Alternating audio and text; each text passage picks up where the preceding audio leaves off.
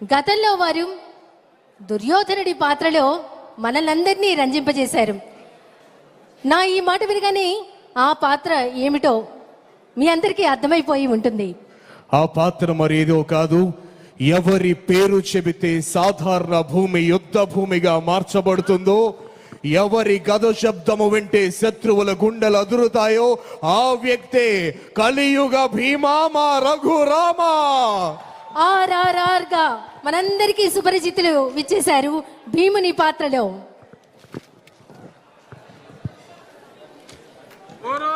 మాయాజ్యోత విజయ మధు మదోన్మత్త సుయోధన దారుని రాజ్య సంపద మదంబున కోమలి కృష్ణ జూచి రంబోరు నిజోరు దేశమున నుండగ పిలిచిన ఈ ధురాత్మ దుర్వారమదీయ బాహు పరివర్తిత చండ గదా విఘాత భగ్నోరు రుధోరు చేసద సుయోధనుగ్ర రణాంగ్రలంబునన్.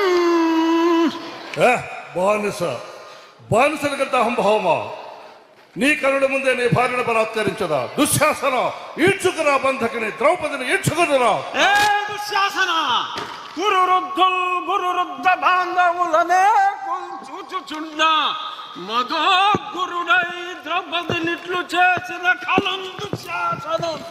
లోక భీకర లీలను వధించి తద్విపుల వక్షస్థైల రక్తముర్వీపతి చూచుచుండ అని ఆస్వాదించదన్ జాగృతి.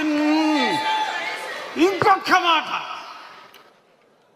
నా జన్మదినము నాడు నన్ను కారాగారములో బంధించిన ఈ అభినవ దుర్యోధన దుశ్శాసన కీచకులను ఈ శ్రీకృష్ణుని అండతో ఆ నికృష్టులను పరిమార్చద.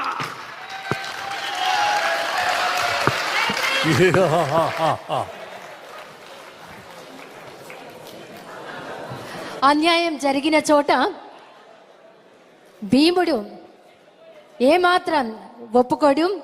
అపర భీముడు.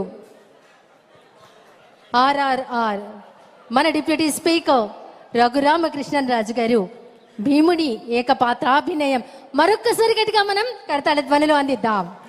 అన్యాయాన్ని ఖండించే పాత్ర పోషించినటువంటి కలియుగ భీమా, మనందరి రఘురామ అన్న మాటల నిలువెత్తు నిదర్శనంగా నిలిచినటువంటి గదాసురుడు, భీముని యొక్క పాత్ర పోషించినటువంటి రఘురామకృష్ణరాజు